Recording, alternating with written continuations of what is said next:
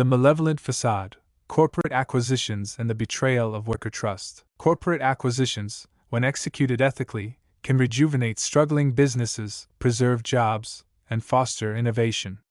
However, a sinister breed of company owners perverts this process, leveraging acquisitions not as a tool for growth but as a mask for exploitation. These individuals, sneaky, deceitful, and often sadistic, orchestrate takeovers under the guise of worker solidarity, only to perpetuate systemic abuse.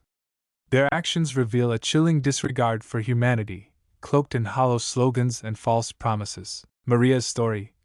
We are workers like you. Maria, a 52-year-old assembly line worker, had endured years of wage theft and verbal abuse under her previous managers. When a new owner acquired her factory, he stood before the staff in a frayed work jacket and promised, "We're not suits and towers, we're workers like you." Maria wept with relief. "Finally, someone sees us," she told her co-workers, but within weeks, the same managers who'd cut safety protocols to meet quotas, causing her colleague Louise to lose 2 fingers, remained in charge. The owner's "worker first" slogan vanished, replaced by mandatory overtime and threats of layoffs. Maria's union rep was fired. When she confronted HR, they shrugged. The owner doesn't micromanage.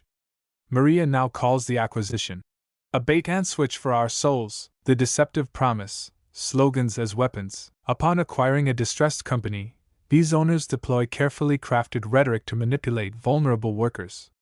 Phrases like, "We are workers like you, we all used to work like you, we all worked in different workstations through the shop, we understand your struggles," and "We respect the workforce above all," are wielded to instill hope. By positioning themselves as saviors, they exploit the desperation of employees who have endured neglect or abuse. The pledge to avoid being top-heavy implies a flattening of hierarchies, suggesting empowerment and accountability. Yet these words are not a commitment. They are a calculated ruse to pacify dissent and secure compliance. Jamal's testimonial. We respect the workforce. Jamal, a warehouse employee, joined his company during a rebranding after its acquisition by a private equity firm. Posters proclaimed, "Our strength is you." But the CEO's respect meant nothing when Jamal's supervisor, a man notorious for racial slurs and arbitrary firings, kept his job. When further problems occurred, the owner's HR team said, "We trust our leaders to self-police." Jamal stayed, but his mental health unraveled. "They bought us like a used car," he says. "They don't care if the engine is broken, they'll just scrap it for parts later." Elena's fight. "We're not top-heavy." Elena, a mid-level project manager, believed the new owners vowed to eliminate bloat. "No more lazy executives," they declared. Yet within months, the CEO's nephew was hired as a consultant, earning triple her salary. Her team's budget was slashed, but the abusive VP of operations, who'd once thrown a chair at an intern, retained his corner office and bonus. When Elena demanded accountability, she was demoted. "They said I wasn't a team player," she scoffs. Her team, now drowning in unpaid overtime, refers to the owner as the ventriloquist, a puppeteer who smiles for cameras while letting monsters speak for him. The bitter reality, complicity in abuse. True malevolence surfaces post-acquisition. Rather than dismantling toxic management structures, these owners retain, and even embolden, the very leaders responsible for the company's decline. Mid and upper management, often guilty of exploitation, fraud, or harassment, remain untouched. Workers, anticipating relief, instead face intensified mistreatment. The owner's inaction signals tacit approval, transforming their earlier promises into a cruel joke. This deliberate retention of abusive hierarchies exposes their priorities: profit over people, and control over compassion. The human cost. These stories are not anomalies, they are blueprints. For Maria, Jamal, and Elena, the slogans were emotional traps, weaponizing hope to deepen exploitation. Workers who dared trust the new vision were punished twice, first by the original abusers, then by the acquirer's complicity. The cruelty is calculated. Retaining toxic managers saves money.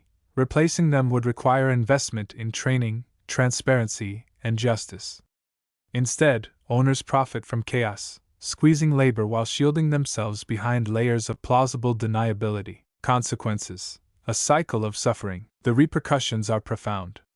Employees, betrayed by the illusion of change, experience eroded trust and psychological trauma. Morale plummets, productivity stagnates, and turnover soars. The company, now under new ownership, becomes a pressure cooker of resentment. Meanwhile, the owner, insulated by layers of management, reaps financial gains while workers endure the fallout.